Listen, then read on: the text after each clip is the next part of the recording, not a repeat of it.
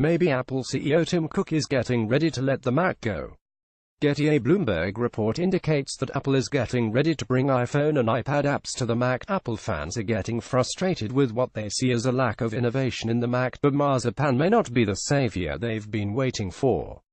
Earlier on Wednesday, Bloomberg reported that Apple is taking steps to unify its two disparate worlds: macOS, the software that powers Apple laptops and desktop PCs, and iOS, the software on iPhones and iPads. The project, apparently codenamed Marzipan and possibly launching as early as next year, would let app developers write an app once and have it work on the Mac, iPhone, and iPad. It's a neat idea.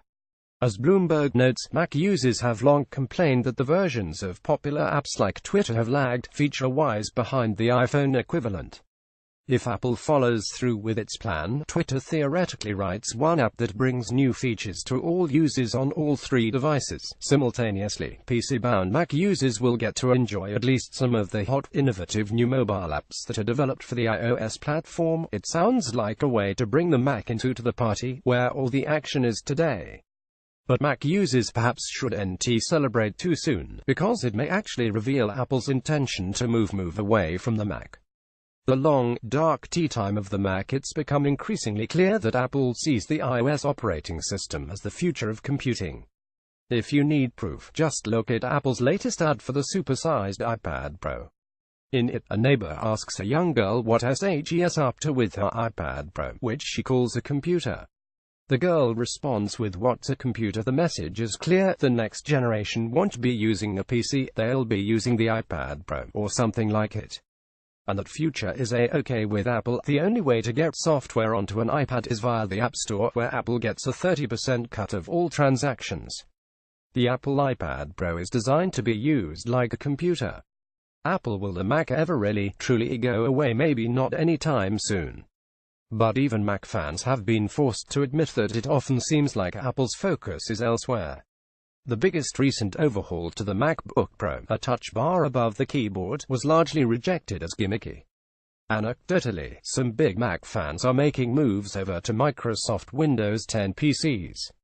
And with the overall PC industry shrinking, and Apple's mobile-focused iOS rising in importance, it's not surprising that software developers want to prioritize the iPhone and iPad.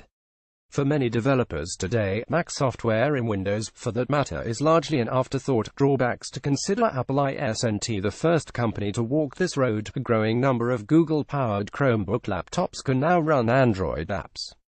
And Microsoft is championing its Universal Windows platform, which, like Apple's reported Marzipan project, let developers bring apps between PCs, tablets, and any other device that can run the Microsoft Store. Both are fine, as far as they go.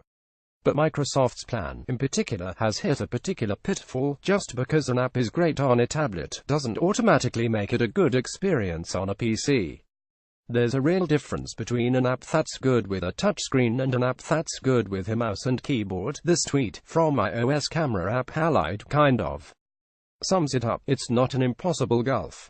Going back to Windows 10, Facebook has built a pretty solid Messenger app that works pretty well on both tablets and laptops. But it takes work to achieve that balance. And the more work it needs, the less developers are going to bother, since that negates the point of having a write-once-run-anywhere system. If Apple isn't able to give developers an easy way to create apps that are equally compelling across all three platforms, then the only thing Mac users will really get from the Marzipan unification is a catalog of disappointments that won't do much to reverse the PC's declining fortunes. And even if Apple does deliver on the promise of Marzipan, it's tough to see it as anything more than a last gasp for the macOS ecosystem, a wave of apps to bridge the awkward in-between time, with the Mac gradually getting less relevant even as the iOS ecosystem continues to mature. So yes, in theory, it sounds great for jilted Mac fans that they possibly stand to get a massive influx of new and updated software. But another way to look at it is that it's a last hurrah for macOS as the iPhone and iPad get closer and closer to replacing the Mac as we know it.